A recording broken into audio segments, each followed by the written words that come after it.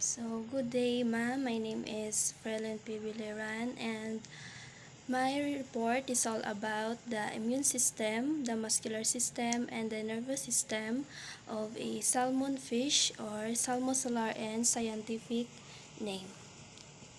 So, salmon or Atlantic salmon or Salmosalar in scientific name, salmon are typically anadromous. They hatch in the shallow gravel beds of fresh water, head streams, and spend their juvenile years in rivers, lakes, and freshwaters.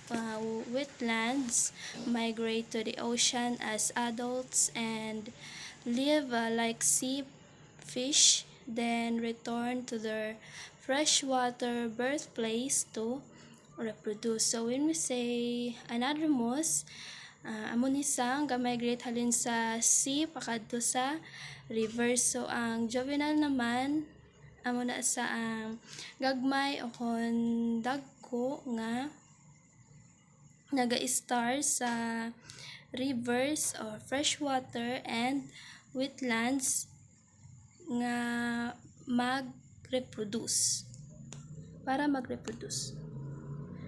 So the immune system of a salmon fish, like other fish, is made up of two parts. So may two parts sang immune system. Muna sa ang innate immune system kag ang adaptive immune system. So when you say innate immune system, the innate immune system is the first line of defense against pathogens and is the primary defense mechanism for fish. So when we say innate immune system, amo na sa ang first line of defense against sa mga pathogens or may other terms sina nga inborn. Nga kung sa diin ara na sa isa ka lawas ang isda nga kung gagmay pa lang sila hasta sa magdako is present na. So adaptive immune system complements the innate system and is characterized by specific antigen recognition. So immune response of a salmon is rapid and protective against previously encountered pathogens. So when we say adaptive immune system naman is amo na sa ang part ka immune system nga memorize ka pathogens nga naga-attack sa isda para mas maka-respond sila dayon. So primary lymphoid organ. The anterior kidney and thymus are the primary lymphoid organ where immune cells are produced. The anterior kidney is similar to the bone marrow of vertebrates. So secondary lymphoid organs. The spleen and lymphoid tissue associated with mucous membranes are the secondary lymphoid organs where immune system cells interact and the immune response takes place. So when we say primary lymphoid organ, amo na sang nga may two parts, amo na sa ang anterior kidney kag ang thymus. So amo na sila ang two distinct organs sang lawas sang isa ka isda. So amo na sang nabilong sila sa primary lymphoid organ. So ang anterior kidney amo na sa ang excrete sang waste, tapos na-locate na sa upper portion sang kidney lapit sa. Tapos ang thymus naman amo na sa ang ga-develop sang immune system or sang T lymphocytes nga crucial for fighting infections, kag na-locate na sa ang thymus lapit sa hasang kag sa perennial region sang isa ka isda. So, ang secondary lymphoid organs naman, amo na sa ang lymphoid tissue nga naka-associated with sa mucous membranes nga ga-interact sang immune response sang isa ka isda. So the muscular system of a salmon is made up of 3 types of muscles, which is ang skeletal, cardiac, and smooth muscles. So skeletal muscles, these are the primary muscles used for locomotion and are made up of striated or unbranched and voluntary fibers. The skeletal muscles of a salmon are divided into segments called myotomes, which run vertically and look like a W when viewed from the side. The contraction of the myotomes on the trunk and tail side by side is what allows fish to swim. So, makita da sa picture ang example sang myotomes is ang color orange nga color. Nga makita naton nga pa-W letter siya kung mag side view kita sang tulok.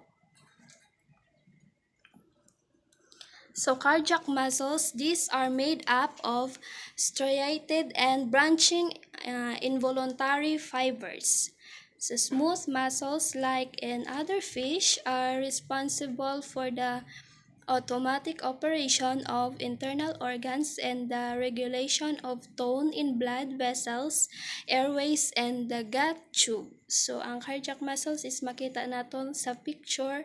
Amo na sa ang daga, ang may guhit-guhit nga color red kag white, nga which means amo na sa ang ginatawag nga striated. Kag ang smooth muscles naman makita naton sa sulod sang or internal organs sang isa ka isda nga responsible sa automatic operation kag regulate sang tone sang blood vessels, airways, kag sang gut tube.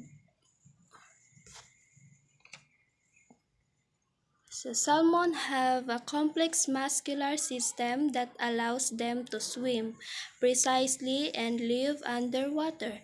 The major muscle mass in salmon is made up of the great lateral muscles, which extend from the head to the base of the tail.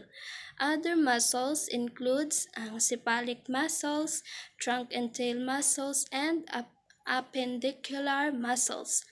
So cephalic muscles, these muscles open and close the mouth and upper cola and move the eyes and gills. So ang trunk tail muscles naman, these muscles control the fins and are the most important for locomotion. Amo na siya ang ga-control sa mga fins kag sa amo na sa importante sa para kalangoy ang isa ka isda ang sa trunk and muscles. So the nervous system of a salmon, like other fish, has 2 parts: the central nervous system and the peripheral nervous system. So the central nervous system, or the CNS, is made up of the brain and spinal cord, while ang peripheral nervous system naman, or PNS, is made up of nerves that extend throughout the body. So when we say central nervous system, amo na siya ang naga-deliver sang sensory information from brain to spinal cord to the rest of the body. So ang peripheral nervous system naman, amo na siya ang naga-deliver sang sensory and motor information from the body to the brain, like daw nagakuha siya sang information from touch, pain, kag taste. So central nervous system has a 4 parts, which is ang brain. So the brain has several parts, including the forebrain, midbrain, and hindbrain. So forebrain controls the sense of smell. So ang midbrain controls vision, learning, and responses to stimuli. Hindbrain naman coordinates movements, muscles, and balance. Ang spinal cord, a hollow nerve cord that runs through the vertebral column, carrying impulses to and from the brain. So ang sa peripheral nervous system naman is duwa lang.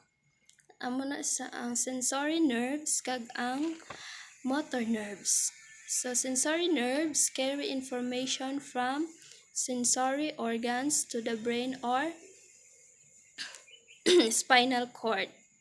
So ang motor nerves naman ang send commands from the brain or spinal cord to muscles and glands. So, ang may sensory organs na sila, muna sila ang eyes, nostrils, taste organ, ears, lateral line.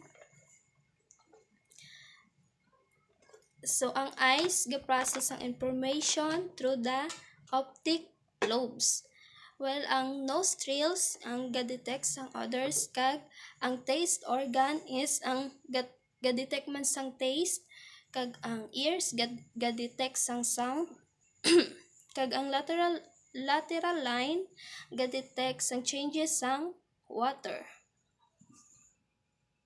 So that's all my report.